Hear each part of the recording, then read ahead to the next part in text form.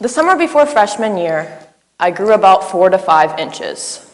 I went from this, a chubby middle schooler, to this, an awkward, lanky freshman.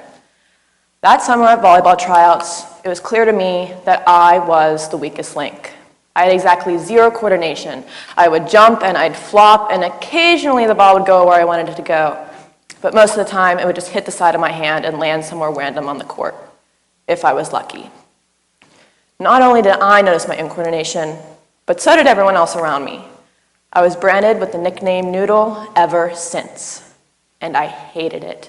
To me, it screamed, "This girl is awkward, and this girl is bad at volleyball." I was uncomfortable at practice all the time because I was embarrassed. I was embarrassed of what I thought others thought of me. However, sophomore year, something changed. I started to actually get better. I'd jump and I hit the ball and it would go exactly where I wanted it to go. That year for club, I even got moved up in age division. I was doing exactly what I thought I could do. For the first time, I stopped getting mad at myself because I'd make an awkward noodle mistake. Because that's me. I'm awkward sometimes. And that's okay because I was finally able to embrace and laugh at myself. I'm Noodle. And I'm sure in 20 years, when I come back from my high school reunion, I'll still be Noodle. No embarrassment attached. However, despite being completely comfortable on the court, I decided I wanted to be completely and totally comfortable at school, because school was a different story. I was embarrassed about a part of myself that I had been hiding from everyone except for my closest friends. I decided I was tired of being uncomfortable and embarrassed. I thought, since my closest friends embraced me, why did I care if anyone else did?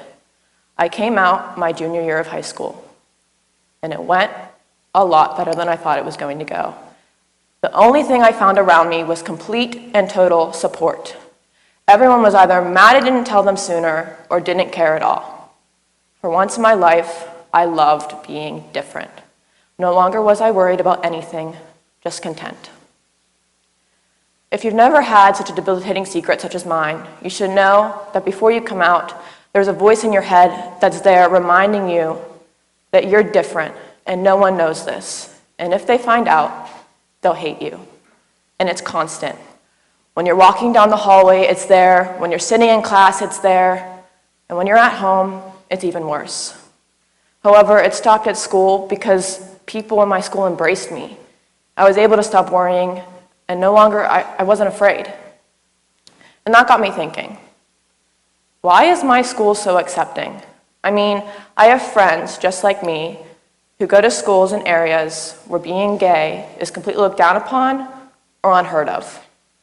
I started asking them questions about their environment, and I found out that each of these schools had one thing in common, and that was their school's minority presence was completely or almost completely absent. I read in our school's newspaper at Baldwin, the Perbolite, that we're home to the largest number of international refugees in the region. I go to school with kids from different races, cultural backgrounds, and economic backgrounds every day. Here at Baldwin, different is normal. We see it all the time.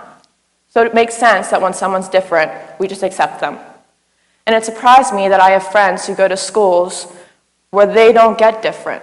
They go to schools where people all look the same and come from the same cultural or economic backgrounds. So when someone's different, they don't know how to react. And this got me thinking again.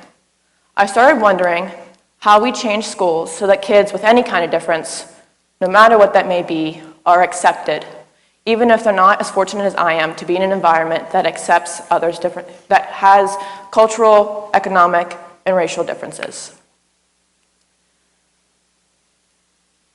I realized that we can change our environment, and this is where I ask you for your help. I'm tired of seeing and hearing about kids on the news who are bullied, beat up, and killed for being who they are. It's not fair that kids like Matthew Shepard, Leila Alcorn, Larry King, and Mercedes Williamson were killed or took their own lives because they were different.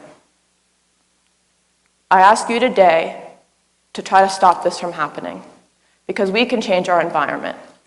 If you're afraid or embarrassed about a part of yourself because you feel you're different and you're not telling anyone, stop and think about what hiding does. You're the only one who's embarrassed. You're the only one who's uncomfortable. And you're the only one who feels badly about yourself. I stand here today talking about this experience, partly because although my classmates and my teammates know who I am, my family does not.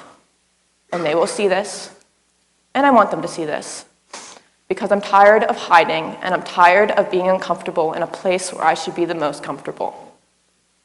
And I want you to find courage through me, because you can do it. I mean, I just did on a stage. When you stop blending in and you stand out, not only is it easier to love who you are and accept yourself, but you make it easier for someone else to love who they are.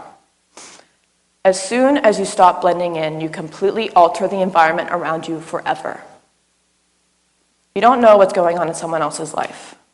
The girl you walk past in the hallway every day could be like me, waiting for someone to be like her, to give her the hope that it is possible to one day love a part of herself that she is terrified to love.